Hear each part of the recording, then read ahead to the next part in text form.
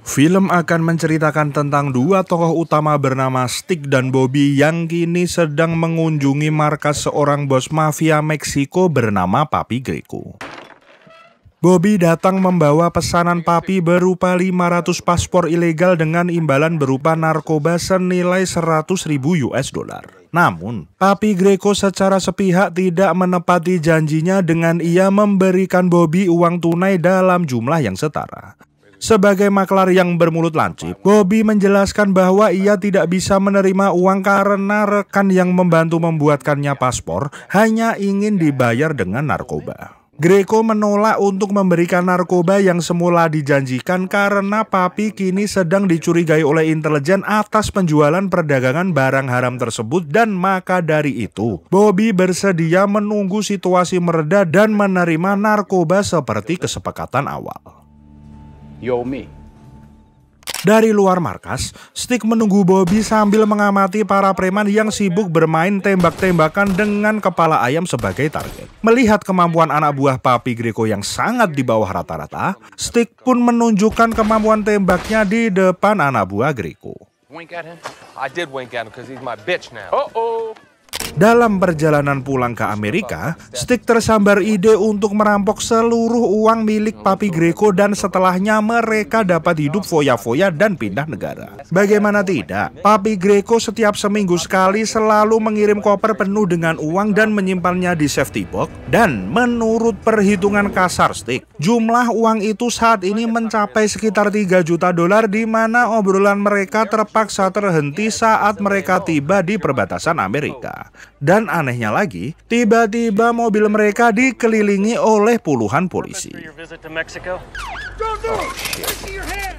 Stick dan Bobby diamankan dan diinterogasi di dua ruangan yang berbeda. Rupanya, mereka telah lama diawasi oleh DEA yang mencurigai mereka membeli narkoba dari Papi Greco. Akan tetapi, yang mereka tidak ketahui, Bobby dan Stick bukanlah orang yang mudah untuk ditekan. Bobby secara tegas menolak bicara tanpa ada pengacara, sementara Stick berpura-pura tidak tahu apa-apa dengan mencoba menggoda seorang anggota DEA yang bernama Deb. Pada akhirnya, para petugas imigrasi menyerah dan membiarkan Bobby berbicara hanya dengan Jess yang ternyata seorang pejabat tinggi DEA. Disinilah kita mengetahui bahwa Bobby ini sebenarnya adalah agen rahasia DEA atau BNN Amerika. Penangkapannya ini memang sengaja direncanakan karena seharusnya Bobby sudah membawa narkoba yang diberikan oleh Greco yang kemudian akan digunakan sebagai barang bukti untuk menangkap sang ketua kartel. Namun, rencana mereka tidak berjalan sesuai harapan. Melihat Bobby yang sudah menyamar selama 3 tahun namun usahanya untuk memenjarakan Papi Greco tidak kunjung berhasil, Jess menyarankan agar Bobby menghentikan penyamaran ini. Namun, jika Bobby menyerah sekarang, seluruh penyamarannya selama 3 tahun akan diketahui oleh Papi. Oleh karena itu, Bobby meminta kesempatan 2 minggu lagi untuk mendapatkan barang bukti yang diinginkan oleh sang atasan.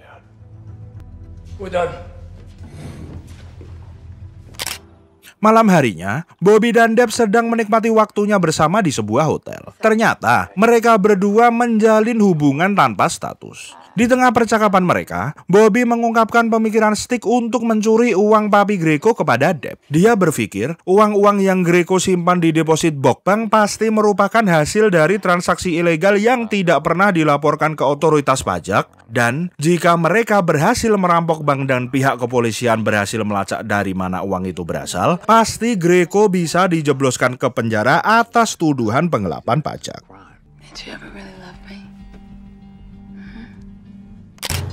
Keesokan harinya, mereka melakukan observasi dengan Stick yang mengamati daerah sekitar bank melalui restoran yang letaknya persis di sebelah bank, sedangkan Bobby masuk ke dalam bank untuk membuka rekening safety box. Selama proses pembukaan rekening tersebut, Bobby mengamati jenis dan situasi di ruangan tersebut dan menyampaikan informasi tersebut kepada Bobby, yang mana di tengah obrolan serius, mereka dikejutkan dengan polisi yang sering berdatangan ke restoran karena restoran ini memiliki donat yang sangat lezat.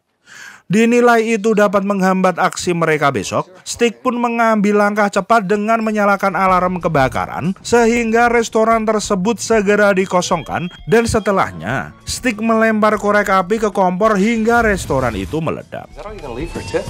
Okay, there's 5. That's 7. No, you didn't. Yes, I did. Oh my God. Correct.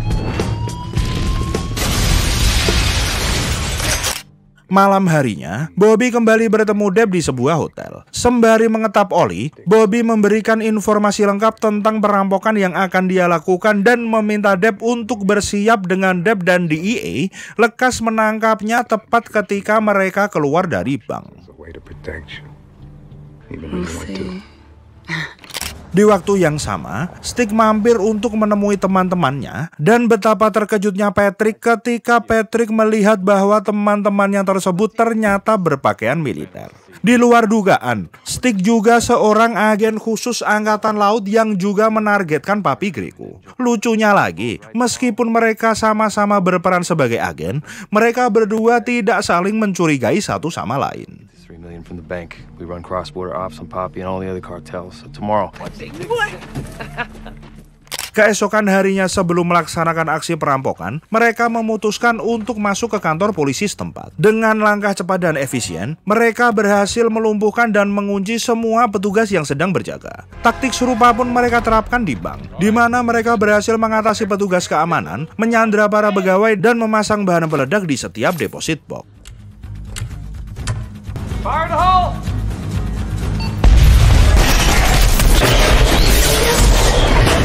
Namun, begitu deposit box berhasil diledakkan, Stick terkejut dengan total uang tunai yang mereka dapatkan lebih dari $3 juta.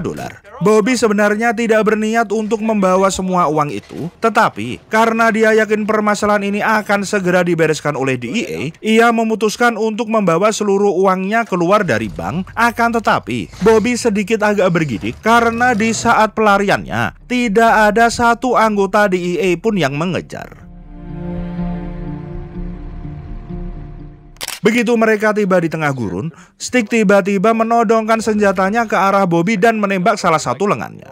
Bobby belum sempat menjelaskan siapa dirinya sebenarnya, tetapi Stick melihat lencana DEA di lengan Bobby, lalu Stick pun memutuskan untuk meninggalkan Bobby sendirian di tengah gurun. Sementara itu, seorang investigasi bernama Earl dikirim untuk menyelidiki perampokan tersebut. Entah siapa orang ini, bahkan FBI yang berada di lokasi ini tidak berani mengganggu sang investigator, di mana dengan cepat Earl dapat menyimpulkan bahwa kebakaran di restoran dekat bank tersebut terkait langsung dengan aksi perampokan yang terjadi.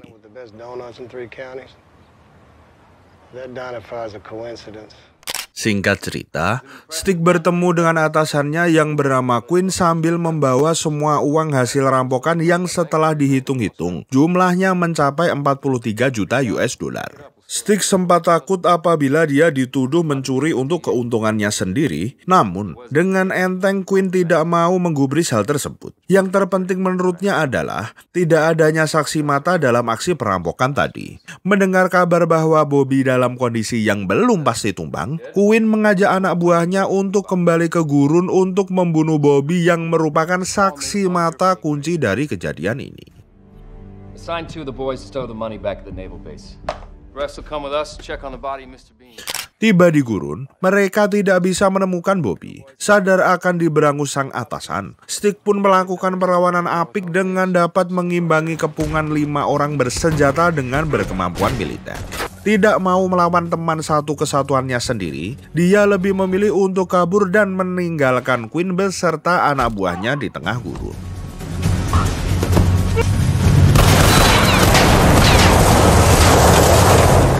Siapa yang menyangka Bobby dapat berjalan sampai ujung gurun tepat sebelum rombongan Stick datang. Di sana, Bobby dihampiri oleh preman perbatasan untuk diperas. Alih-alih berhasil memerasnya, kedua preman tersebut malahan yang harus kehilangan kendaraannya karena dirampas Bobby untuk dapat menuju kota.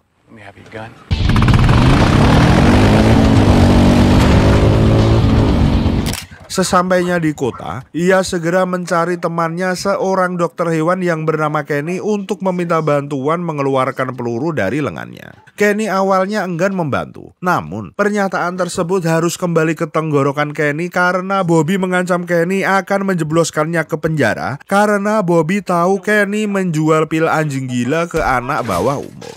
I'm good, you're a cop.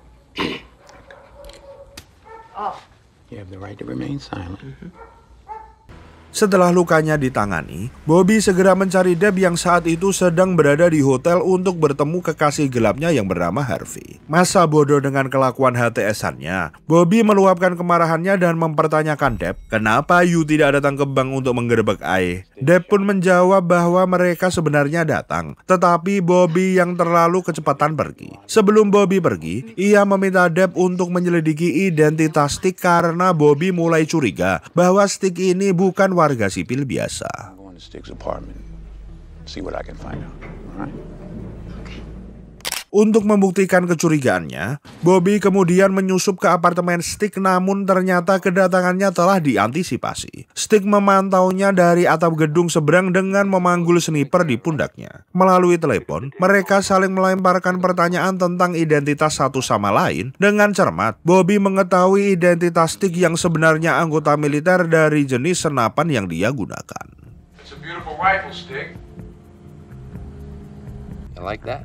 That's K-More Blue Light Special.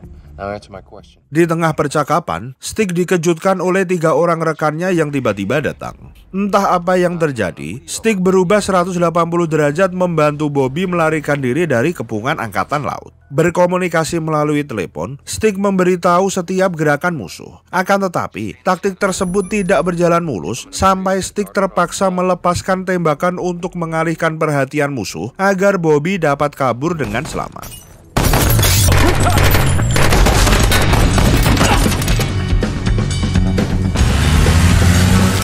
Sementara itu, situasi semakin rumit ketika Earl berhasil mengacak pergerakan Bobby yang datang ke tempat Kenny, di mana Earl di sana mencari tahu semua informasi mengenai Bobby. Tembakan pun tidak segan Earl lepaskan ke paha Kenny untuk mendapatkan informasi tentang Bobby yang sebenarnya adalah anggota DEA. Case in point. Malam itu juga, Earl mengepung Jess di kediamannya untuk mendapatkan informasi. Di waktu yang bersamaan, Bobby sampai di rumah Jess untuk menjelaskan kejadian perampokan tersebut kepada Jess, dan tiba-tiba menyadari bahwa lawannya bukan sembarang orang, Bobby memutuskan untuk berhenti melakukan perlawanan. Earl kemudian melakukan interogasinya untuk mengetahui di mana keberadaan uang yang dicuri itu berada. Tidak menemukan jawaban yang memuaskan, Earl mencoba mengancam Bobby dengan menodongkan senapannya ke arah peringsilannya. Akan tetapi, hal tersebut tidak membuat Bobby bergidik. Menyadari Bobby tidak mudah digertak, Earl memutuskan mengambil pistol milik Bobby dan menembakkan Jess yang sedang sekarat hingga mati dengan tujuan agar senjata itu menjadi barang bukti bahwa Bobby lah yang membunuh atasannya sendiri, dan Earl memerintahkan Bobby untuk segera menemukan uang tersebut jika ia ingin memulihkan nama baiknya.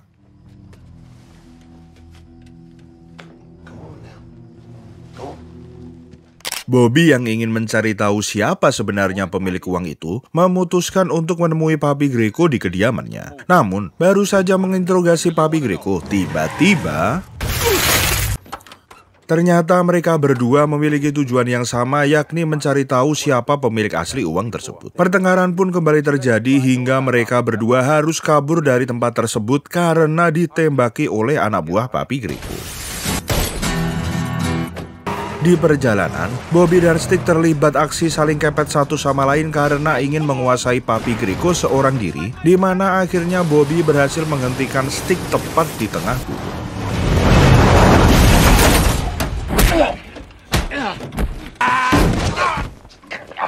All right, let me go.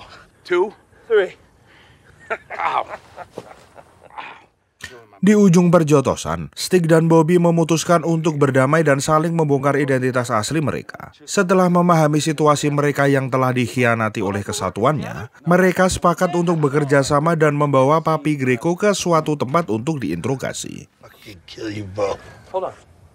Let me put that in there with you.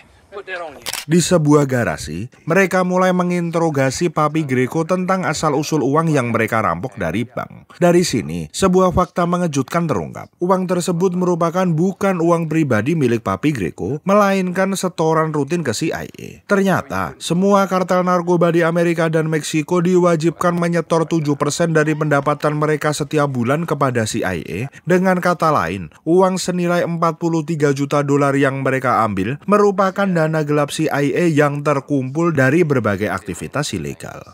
Why would you have money in the same bank as the CIA? I don't have shit in that bank. The CIA. They're still gonna kill you.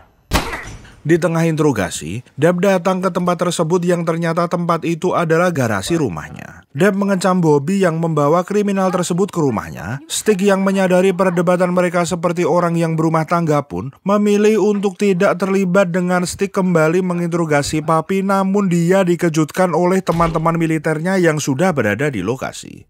Seketika kekacauan pun terjadi, hal itu pun dimanfaatkan oleh Papi untuk kabur. Di sisi lain, Stick, Bobby, dan Deb juga memutuskan untuk kabur menggunakan mobil. Go!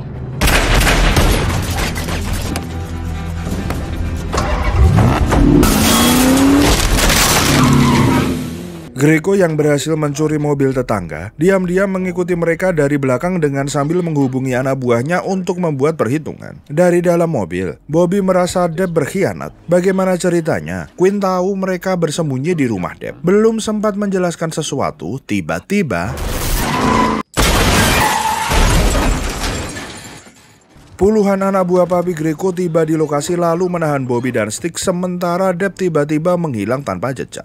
Mereka berdua ditahan di sebuah kandang banteng dan sebelum memulai siksaan, Greco melakukan ritual mengencingi kedua tangannya agar dapat mengayunkan balok lebih kuat. Di mana siksaan ini ternyata kurang menakutkan bagi mereka, Greco pun kemudian melepaskan banteng andalannya dengan maksud untuk menekan mereka. $3 million. It's everything we stole from the CIA. Untuk menghindari cabikan banteng, Stick memberitahu Greco bahwa uang tersebut disimpan di dalam berangkas milik Quinn di markas Angkatan Laut. Mendapat informasi yang diinginkan, Greco kemudian menemui Earl yang tengah bersantai di ruang tamu rumahnya. Earl memerintahkan Papi untuk menemukan uang 43 juta dolarnya dan apabila Papi tidak dapat menemukannya, CIA akan mengepung dan menjebloskannya ke penjara. Mendengar bualan Earl yang semena-mena, Papi pun berniat untuk memanfaatkan Bobby dan Stick mencari uang tersebut dan melawan balik CIA.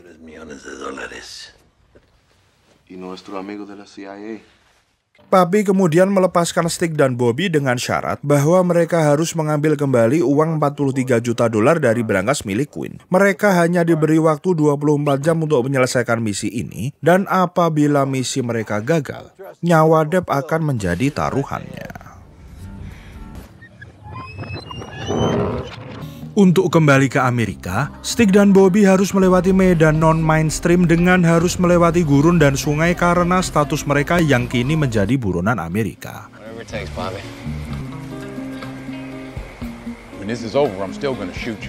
Tiba di Amerika, hal pertama yang mereka lakukan adalah mencuri mobil.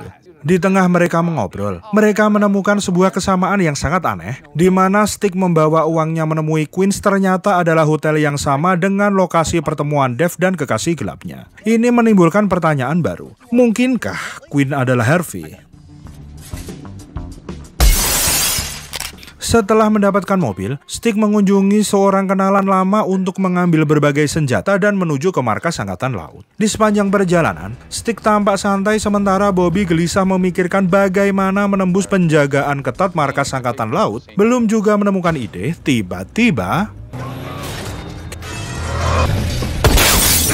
kini mereka membagi tugas dengan Bobby menuju ke ruangan Quinn untuk memeriksa berangkas di ruangan Quinn, sementara Stick berencana menerobos ke kantor Laksamana untuk melaporkan pengkhianatan yang dilakukan oleh Quinn. Tanpa basa-basi, Stick memasuki ruangan rapat Laksamana dengan membuat kekacauan untuk mendapatkan kesempatan berbicara. Sang Laksamana pun mendengarkan cerita panjang Stick tentang pengkhianatan Quinn. Namun, alih-alih memberikan dukungan, Laksamana dengan tegas mengatakan tidak bisa membantunya karena menghukum Quinn berarti mengakui bahwa ada perwira Angkatan Laut yang terlibat dalam pencucian bank, apalagi uang itu milik CIA. Di mana Laksamana tidak mau nama Angkatan Laut kotor karena hanya ulah satu oknum. You know, men like me fight and die in the orders of men like you. Without us, Sementara itu, Bobby berhasil menemukan ruangan Quinn dan memaksanya membuka berangkas yang mana Bobby mendapati berangkas itu tidak berisi apa-apa. Ternyata, Quinn ini tidak lain adalah Harvey. Dia sudah memprediksi kedatangan mereka dan telah mengamankan uangnya. Dengan wajah tirusnya yang sangat menyebalkan, Quinn mengungkapkan bahwa ia telah bekerja sama dengan Depp untuk mengkhianati Bobby. Belum sempat menggali informasi lebih lanjut, Bobby dikejutkan dengan kedatangan anak buah Quinn. Dalam waktu singkat, gedung itu dikepung oleh puluhan pasukan khusus untuk menangkap Bobby. Insting melarikan diri Bobby yang ciamik diperlihatkan ketika dia memutuskan untuk menyamar menjadi marinir dengan seragam yang dia dapatkan di ruang laundry, dan untuk menghilangkan barang bukti, dia memutuskan untuk membakar habis kantor tersebut dengan merusak aliran gas di area dapur.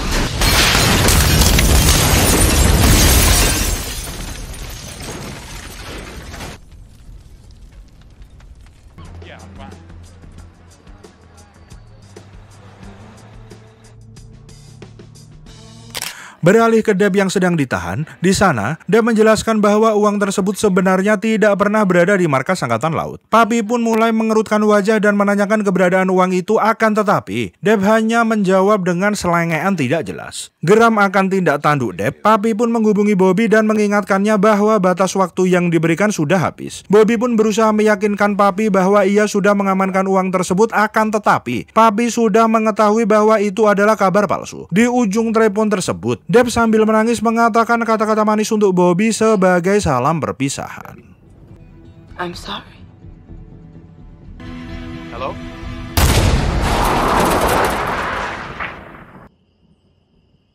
Hello.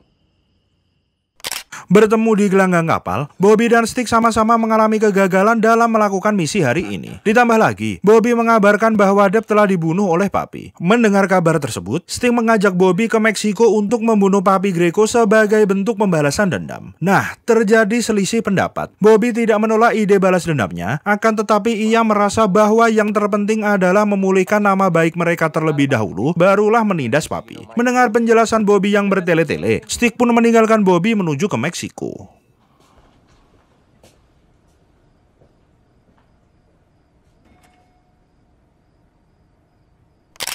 Bobby memilih pergi untuk melihat jasad Depp yang terbaring di apartemennya. Ia sangat terpukul atas kepergian kekasihnya yang berumur 20 tahun di bawahnya. Setelah merenung sejenak, Bobby berinisiatif untuk mengecek hotel tempat mereka biasa bertemu. Dan kecurigaannya pun terbukti. Di bawah kasur kamar tersebut, ia menemukan uang curian dan Bobby pun segera menelepon Earl untuk mengatur pertemuan yang sangat dinantikan.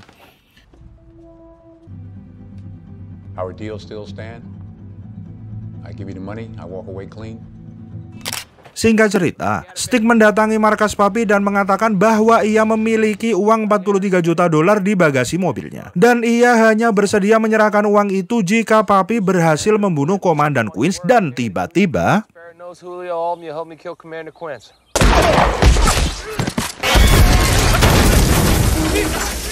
That's him. begitu cerdik, Stick berhasil mengadu domba Papi dan Quinn karena keserakahan mereka mengejar uang-uang panas itu. Tidak lama kemudian, Earl pun muncul dengan helikopternya. Tentunya situasi semakin rumit ketika Bobby terus dipojokkan untuk dapat membuka bagasi mobilnya yang ternyata di sana tidak ada uang 43 juta dolar. Hampir saja Stick berubah menjadi kaleng sarden di tangan Earl. Tiba-tiba Bobby datang dengan membawa uang curiannya.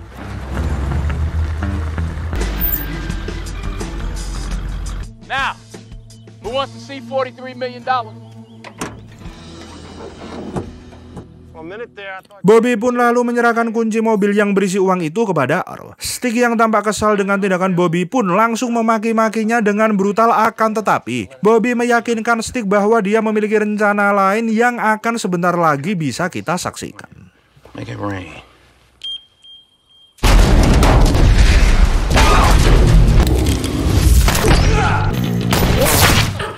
Saat itu juga, baku tembak hebat terjadi antara kelompok Earl, Papi Greco, dan Quinn. Mereka saling menyerang demi mendapatkan uang tersebut. Sementara itu, Stick dan Bobby berusaha kabur dari sana, di mana hal itu langsung disadari oleh Quinn dan mereka pun terlibat aksi saling tembak. Situasi pun makin rumit ketika mereka harus menghadapi helikopter yang terus saja menembak ke arah Stick. Dan lagi-lagi, Stick memperlihatkan skill menembaknya dengan mengenai pilot helikopter dengan satu kali tembakan. Told you.